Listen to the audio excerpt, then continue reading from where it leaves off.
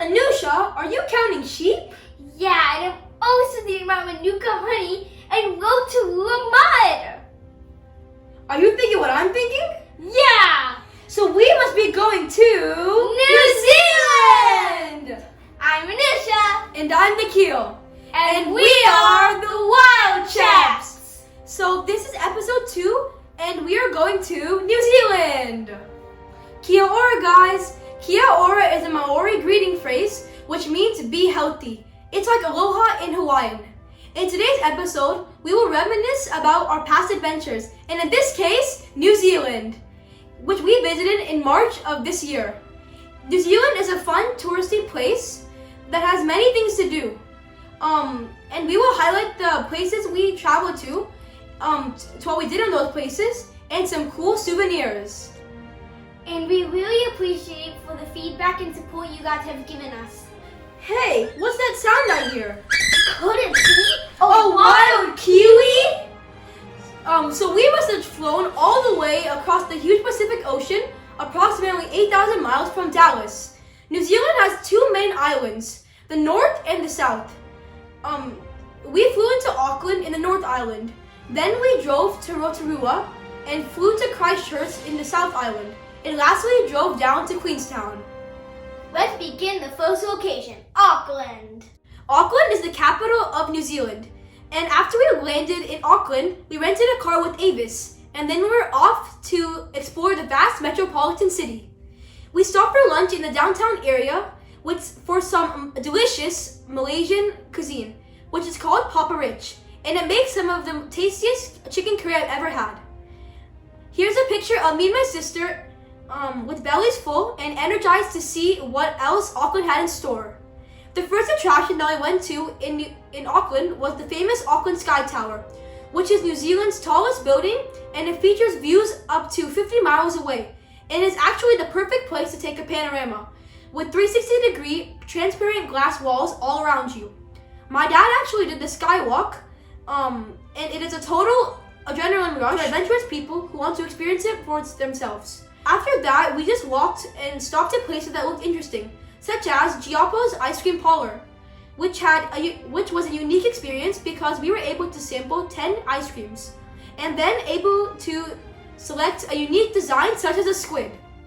We then stayed at a local hotel, and then we were off to Rotorua to see some more amazing things.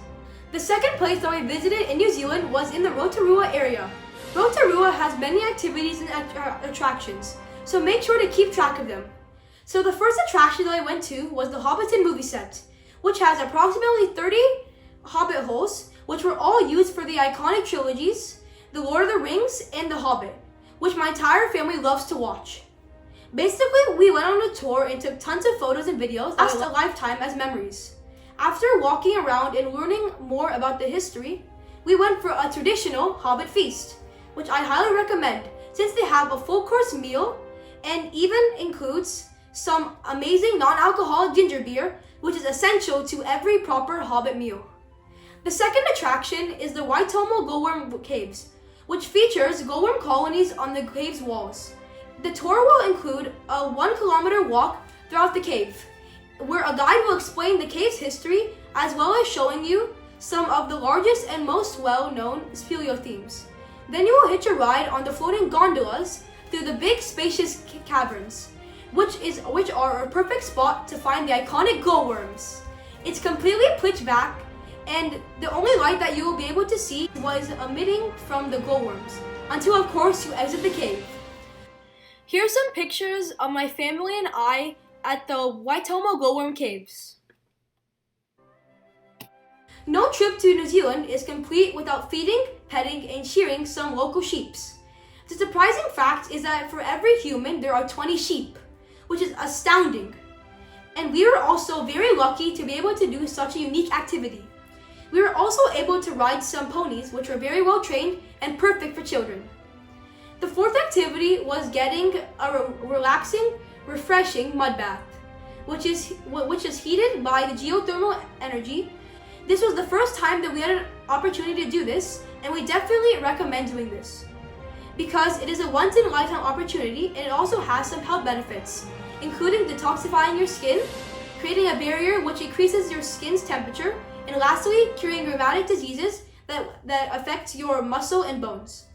The last attraction was visiting the Rainbow Kiwi Hatchery, where they keep many endangered kiwis in captivity. It was actually raining the day that we went, which meant that many of the kiwis were actually sleeping, but we were still able to see a few kiwis, but they are mostly adults. The third location that we visited in New Zealand was Christchurch. From Rotorua, we flew into the South Island and went to Christchurch. It rained, so we did mostly indoor activities. In the small city center, we drove around viewing the beautiful buildings architecture, with some Gothic and Victorian architecture vibe. The one attraction that we visited was actually the International Antarctic Center, which is actually the place where scientists and adventurers begin their trek to Antarctica, and it features some very amazing things. The first thing was being able to touch and pet some very friendly huskies, which were very cute and very adorable. They are usually resting outside the center and are located underneath one of the tents. The second thing that we were able to do was the Haglund field trip, which simulates how rovers carrying passengers feel like, and it was very realistic. And it really gave me a better appreciation for the explorers in Antarctica.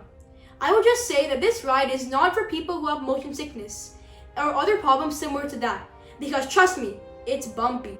The third thing that we got to do was going into the snow dome, which is basically a dome that simulates how cold it gets in the cold, chilly Antarctic blizzards.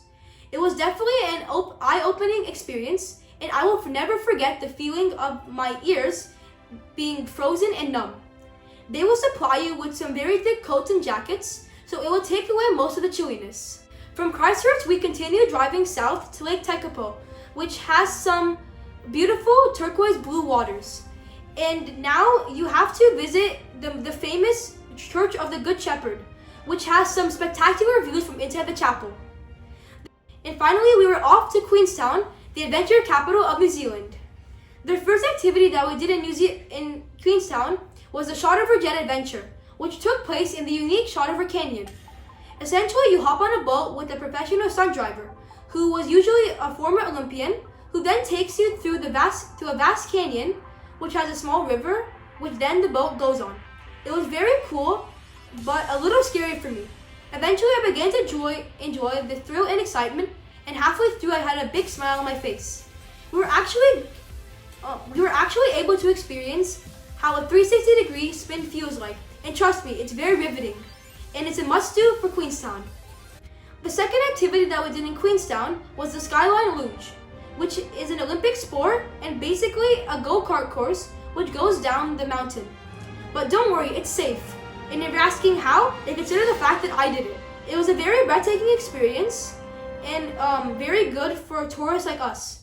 The tickets are about $20 a person and an additional $5 for an extra round. It was definitely something that I will never forget. Here's a picture of my family going up on the Skyline gondolas to the luge. The third and last activity that we did was going to Milford Sound, which is a beautiful fjord which was previously proclaimed by Rudyard Kipling, an English novelist, as the 8th wonder of the world. You can take a bus, which takes about 4 hours to the location. After arriving, we immediately went to the arranged cruise liner for us to board. And if you're asking, you will have to book in advance through some cruise companies at Milford Sound. The cruise takes about 2 hours, and depending on the company, they will serve meals, which are traditional to the country.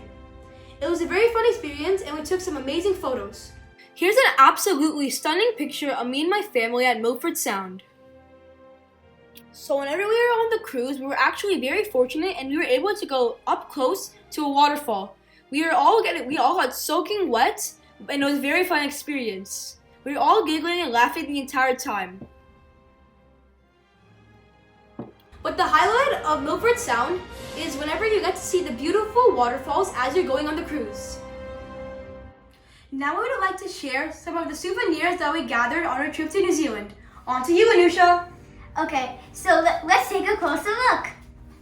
So the first thing, when we went to Auckland, we took some pretty pictures from the Sky Tower, and it's one of a beautiful attraction that you can see a 360 view. Next, we went to Hobbiton, and we also got this card, and we got a spoon, a cup, and a magnet. Next, we got some Rotorua mud, which is very famous in New Zealand. And then I got a little lamb, and she is very, you can also do the sheep's shaving there too. Then we got this kiwi lasered glass and this golden kiwi. And then also one of the most things that you should try in New Zealand is you should try Manuka honey.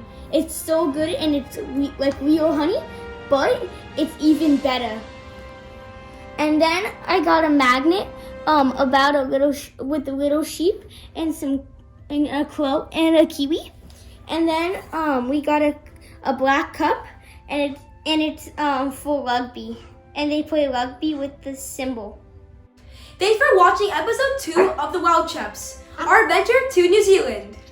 I hope you like, subscribe, and leave a comment down below. Till we meet again.